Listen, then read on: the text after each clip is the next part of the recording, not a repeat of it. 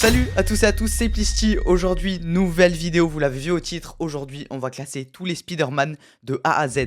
Nouveau concept sur la chaîne, j'espère que vous allez kiffer. J'essaye un nouveau type de vidéo un peu moins sans montage et sans cut. Donc vous allez me dire si vous kiffez ce genre de vidéo et si vous avez d'autres idées de tier list qu'on pourrait faire en commentaire. Là, je me suis dit, vu que le nouveau film Spider-Man Brand New Day vient de sortir au cinéma, ça pouvait être pas mal de se faire une petite tier list en donnant en même temps mes avis sur ce que je pense des films et si je peux vous les conseiller ou pas. Donc n'hésitez pas déjà à me dire si vous kiffez ce genre de concept, à vous abonner et à liker, ça fait extrêmement plaisir. Et dans cette vidéo, je le dis, on va classer tous les films Spider-Man, dont les 2 films d'animation. Bref, on commence sans plus tarder par mon top 11, le film dont j'ai le plus mauvais souvenir, c'est The Amazing Spider-Man 2, qui...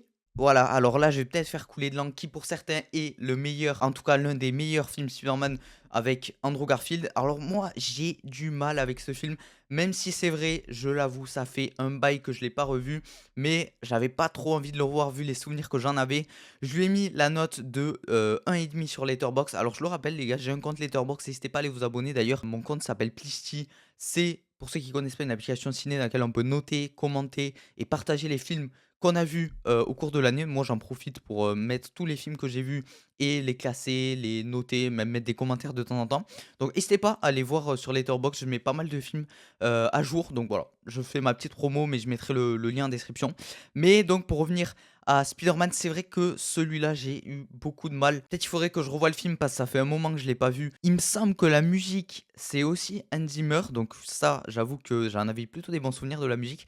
Mais concernant l'histoire, les personnages, j'ai pas trouvé ça très mémorable. Donc c'est pour ça que je l'ai mis en dernier. Peut-être qu'il faudrait que je le revoie. N'hésitez pas vous à me dire en commentaire ce que vous pensez de ce film. Mais si je regarde, alors la note moyenne est de 3,3, ce qui reste dans une moyenne plutôt positive.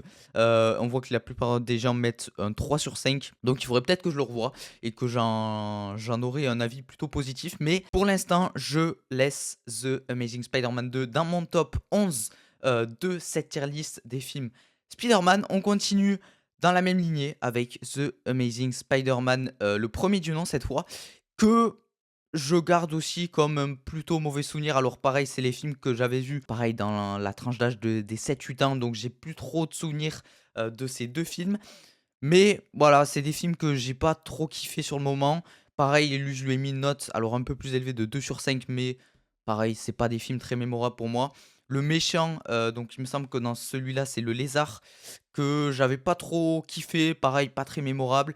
Les musiques, je m'en souviens même pas. Et alors, j'avoue que le costume est plutôt sympa, mais pareil, c'est pas un film dont je me souviens beaucoup.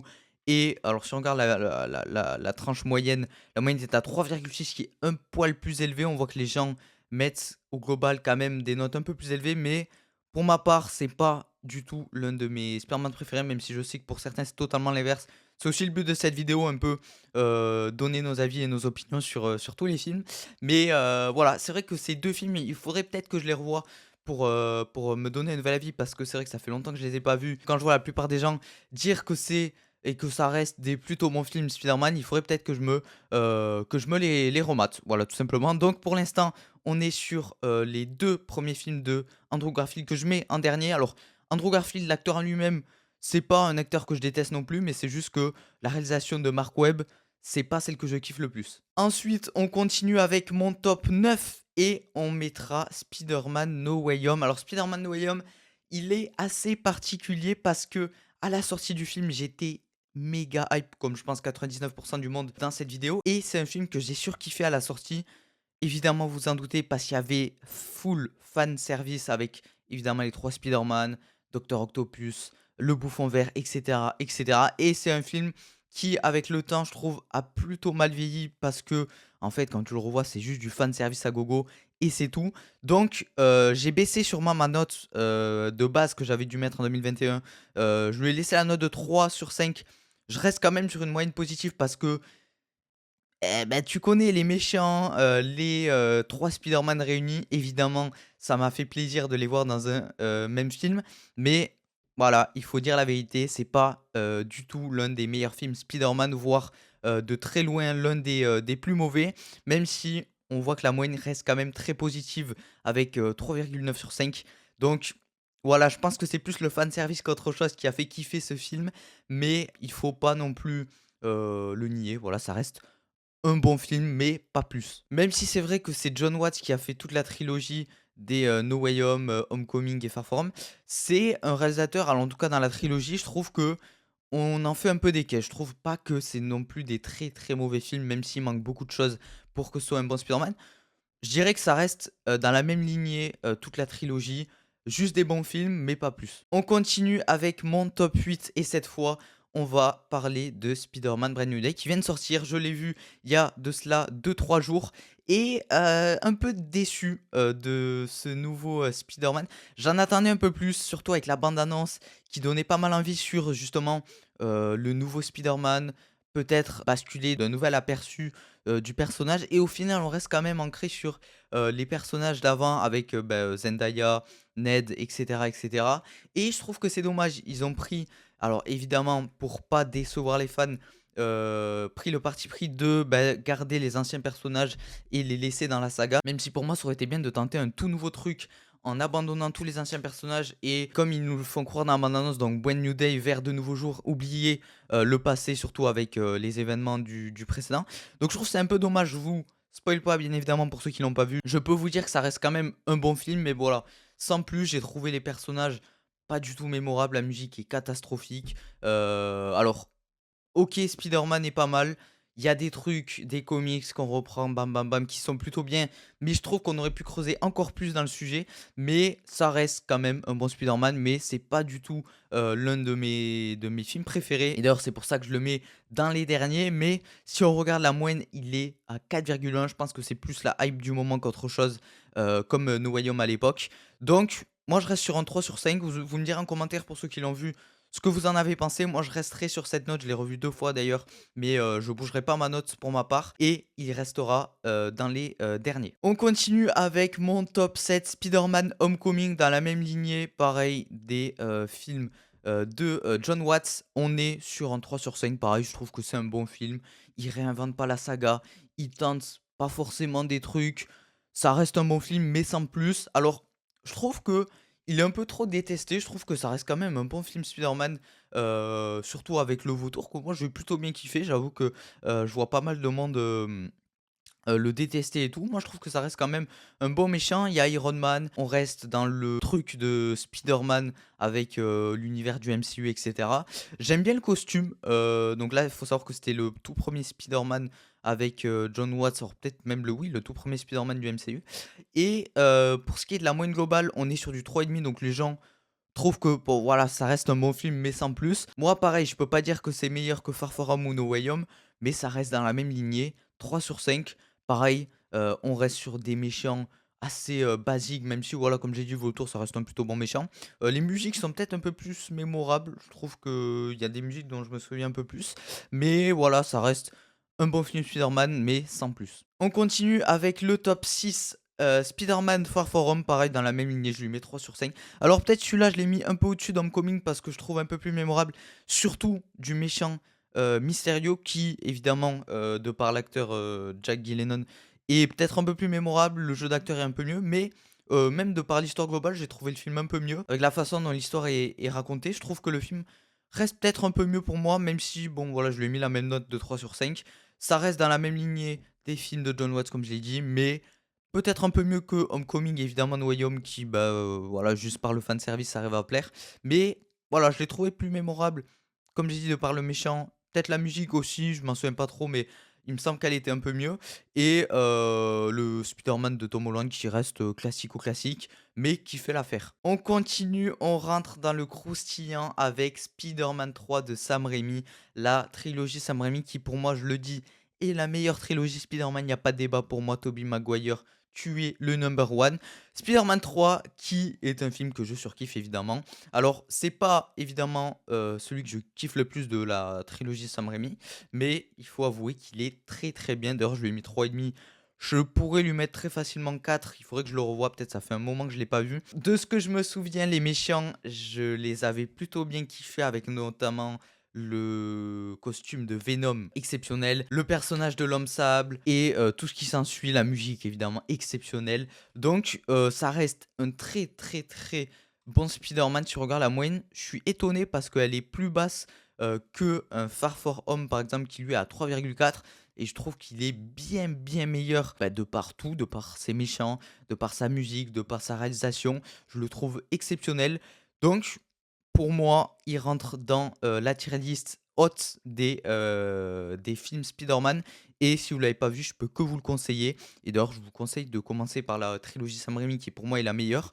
Mais très très bien. Et d'ailleurs, je suis dégoûté qu'ils aient pas fait une suite. Je crois qu'il y avait un Spider-Man 4 qui était prévu par la suite, mais qui a été annulé. Donc, pareil, Spider-Man 3, exceptionnel. Et on reste sur du très très bon film. Donc, pour moi, ça reste très très bon. On continue avec du Spider-Man Into the Spider-Verse que j'ai hésité à mettre en haut de Spider-Man 3 parce que c'est des films que j'apprécie énormément. Évidemment, Spider-Man Into the Spider-Verse, c'est un classique film d'animation. Je crois qu'il a gagné même un Oscar du meilleur film d'animation. Exceptionnel. Si vous l'avez pas vu, pareil, foncez. Alors pour moi, vous allez voir du coup, c'est pas mon Spider-Man d'animation préféré. Vous allez vite comprendre pourquoi. Évidemment, les gens le surkiffent avec une moyenne de 4,4 sur 5. C'est un excellent film Spider-Man. La musique est exceptionnelle, l'animation exceptionnelle, les méchants sont exceptionnels, les personnages sont exceptionnels. Bref, je peux que vous le conseiller si vous l'avez pas vu. C'est un très très bon film Spider-Man évidemment. On se concentre sur Miles Morales pour ceux qui l'avaient pas compris et tout son univers. Donc pour moi, j'ai rien à dire de plus. Foncez voir ce film si vous l'avez pas vu. C'est un poulet. On continue, on commence à rentrer dans du très très lourd avec le top 3. Et cette fois-ci, vous allez peut-être être étonné. J'ai mis Spider-Man 2 dans mon top 3 en troisième position. C'est un Spider-Man qu'évidemment je surkiffe, mais dont j'ai pas forcément beaucoup de souvenirs. Même si, voilà, je pense que pour 90% du monde, c'est le Spider-Man number one. Je l'ai mis top 3 parce que il faudrait peut-être que je le revoie pour me donner un nouvel avis parce que je l'ai vu il y a pas mal de temps. Et même si la moyenne est alors étonnamment plus basse que Into the Spider-Verse, les gens la plupart du temps le mettent comme leur Spider-Man favori et je peux comprendre. Alors Octopus exceptionnel, la musique exceptionnelle, bref. Qu'est-ce que vous voulez que je vous dise le plus? En fait, la saga Sam Raimi, c'est du banger de A à Z. Donc, il faudrait peut-être que je revoie ce Spider-Man 2 pour me donner un nouvel avis et peut-être que je monterai sa note. Parce que là, c'est vrai que je lui ai mis 4 sur 5, peut-être qu'un petit 4,5. Alors, je pense pas que je lui mettrai 5 non plus, mais peut-être qu'un 4,5 c'est négociable. Et il faudrait que je revoie ce film parce que, pareil, je m'en souviens pas beaucoup. Je me souviens évidemment de la scène avec le train qui est extrêmement mémorable. Mais à part ça, j'ai pas trop de souvenirs de Octopus et de l'histoire en général. Donc, peut-être qu'un rewatch serait nécessaire pour celui-là. Mais en tout cas, évidemment, ça reste un classico-classique. Si vous ne l'avez pas vu, foncez voir Spider-Man 2. Il est évidemment exceptionnel, comme d'habitude. On continue avec mon top 2, Spider-Man premier du nom. Eh ben écoutez, c'est pour l'instant celui que je mets au-dessus de Spider-Man 2 parce que, en fait, Spider-Man 1, c'est un film, je trouve, trop mémorable. Évidemment, la musique. Et je trouve comme c'est le premier Spider-Man, je sais pas, dans ma tête, j'ai un meilleur souvenir que le 2. Peut-être parce que c'est le premier du nom et que justement c'est là où tu découvres le personnage, etc. C'est aussi un film que j'ai vu quand j'étais jeune, je devais avoir peut-être, je sais pas, 6 7 ans, et il m'avait extrêmement marqué à l'époque, déjà par le méchant, le bouffon vert que je trouvais exceptionnel, la musique que tu découvres exceptionnelle, Mary Jane, comment il se fait piquer et tout, enfin bref. Je trouve le film trop trop cool, donc pareil, si vous l'avez pas vu, foncez. Alors je suis assez étonné que la trilogie Sam Raimi ait pas une moyenne plus haute que 4, voire 4,5. Mais pour moi, ça reste l'un des meilleurs films Spider-Man jamais fait. Peut-être qu'un jour on le dépassera, mais pour moi, Spider-Man 1, c'est un classique. Si vous l'avez pas vu, pareil, foncez. Mais je trouve que voilà, le méchant, dans ma tête, est plus mémorable qu'Octopus, même si voilà, peut-être que ça fait longtemps que je les ai pas vus et je m'en souviens pas beaucoup.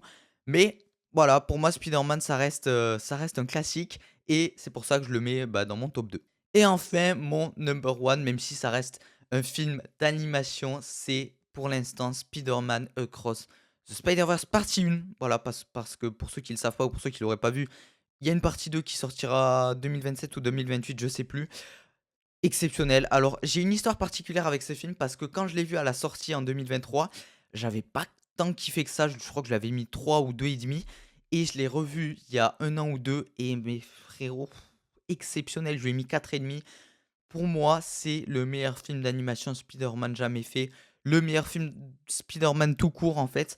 Même si ça reste un film d'animation et que c'est discutable entre l'animation et le réel, je trouve que c'est un film exceptionnel. Si vous l'avez pas vu, foncez voir. Alors évidemment, d'abord, le premier film, il est où? Le premier Spider-Man Into the Spider-Verse, avant évidemment de voir la suite. Mais pour moi, il est encore mieux que le premier et exceptionnel. La musique incroyable, les personnages exceptionnels, le méchant. Que dire de ce film? En fait, il est incroyable. Vous voyez la moyenne qui est à 4,4. La plupart des gens d'ailleurs lui mettent 5 sur 5. Je pourrais le faire, mais bon, je reste sur 4,5 parce que j'attends de voir la suite, évidemment, que j'attends avec impatience. Mais pour moi, Spider-Man Across the Spider-Verse, c'est un classique, c'est un top 1 dans cette tier list des films Spider-Man.